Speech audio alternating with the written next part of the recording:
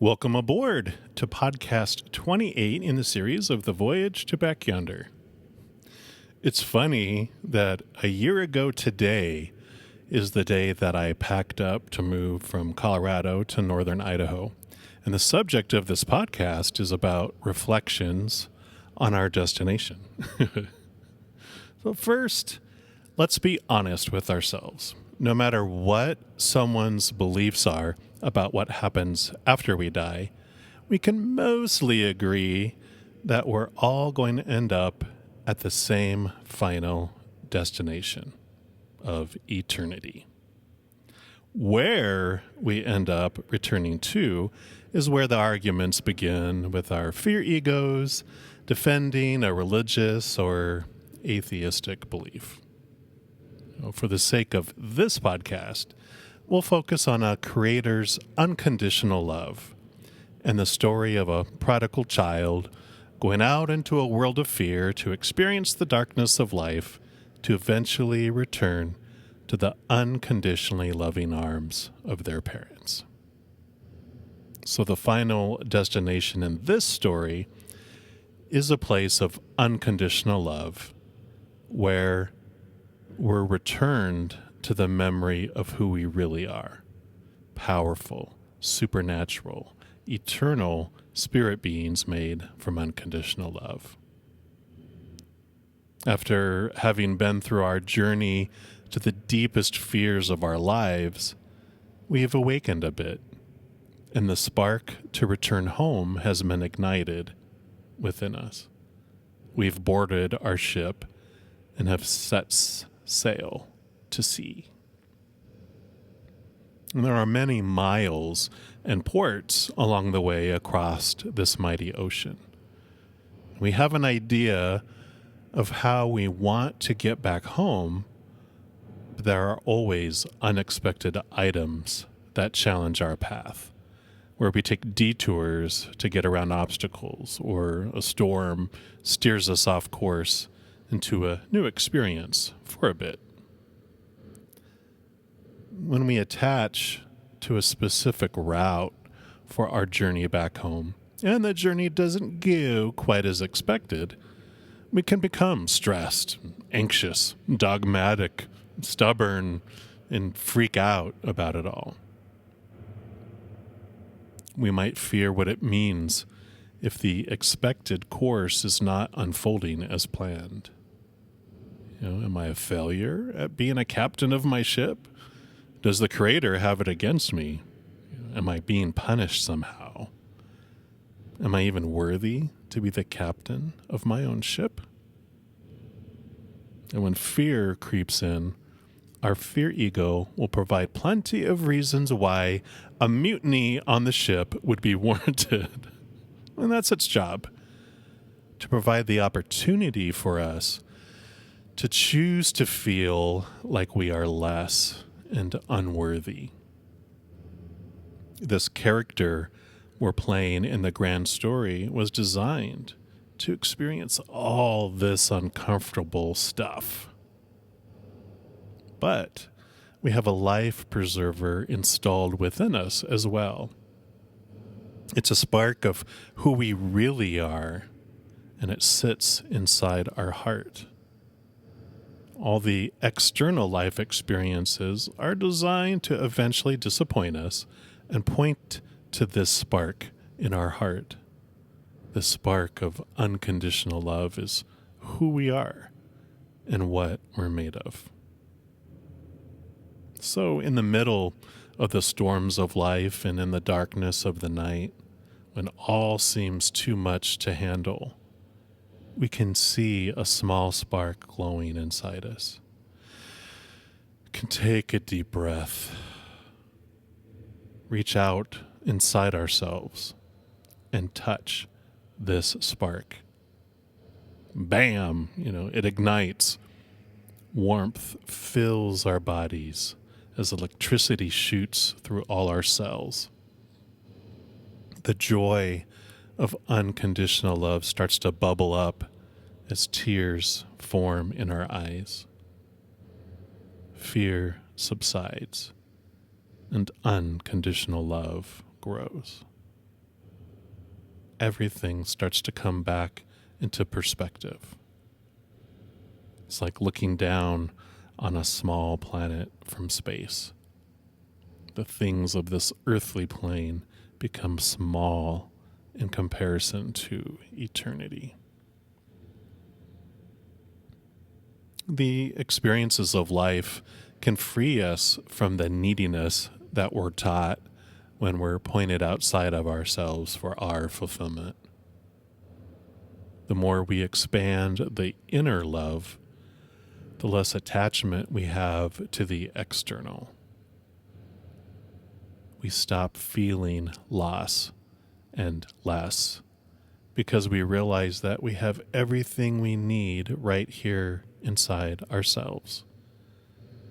All these people and things and situations outside of us are extra.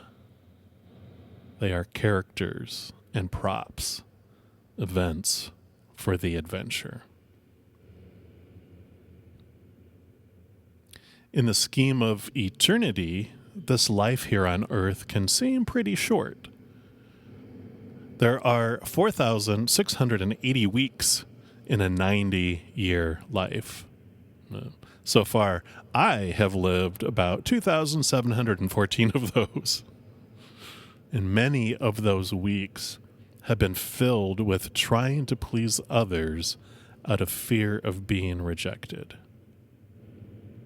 But that changed when I began to focus on the internal more than the external. My journey took a turn. Instead of spending so much of my energy trying to do what I thought was expected of me, I searched my soul for my passion.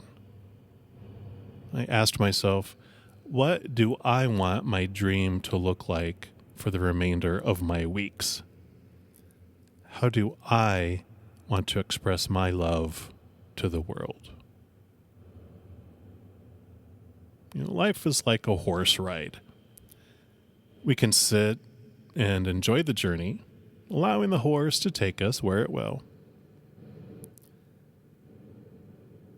We can guide it in a certain direction, and it'll usually go the way that we guide it, unless it's going to put us in danger of ending our life before the designed time.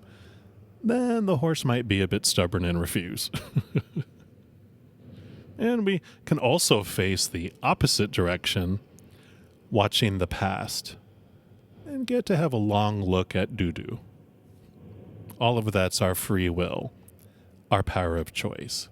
We get to decide how we will sit in our saddle. In our voyage to back yonder, there are two hemispheres, one of unconditional love and one of conditional love and fear. Both are exciting adventures. And we might even find ourselves sailing a lot on the equator for a time so that we can compare these two hemispheres. They are night and day, hot and cold, pleasant and stinky, sweet and sour, because we're having an adventure in a world of contrasts. When we want to steer back into the hemisphere of unconditional love, we can commune with the beings of unconditional love, our Creator and the angels, our loved ones who have passed, who have now shed that character they were playing to be that mighty, supernatural, powerful, eternal spirit being made of unconditional love that they really are. They will all guide us to a place of peace. They will blow wind into our sails to bring us to that special place of unconditional love. Till next episode, take some deep breaths. It doesn't really take too much to connect us with this unconditional love. We can just get quiet and adjust our focus. That's all. Not too difficult, right?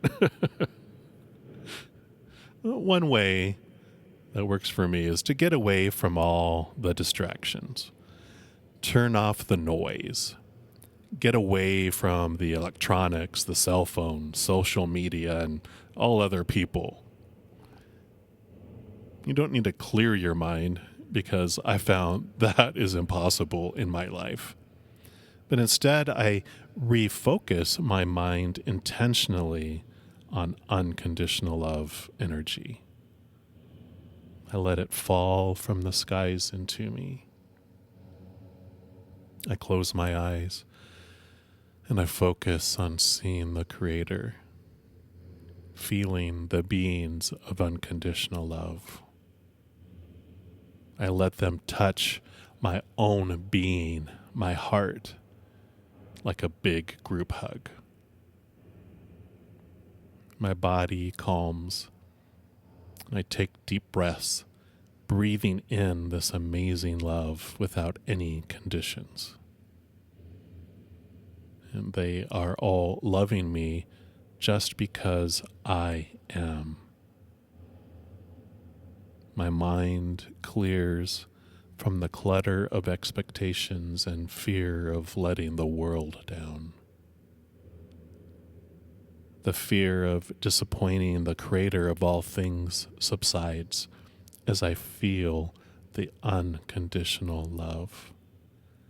No conditions, not one, because one would make that love conditional. Feeling the security of the unconditional love of my Creator puts my life into perspective. Ultimately, the Creator's opinion is all that matters.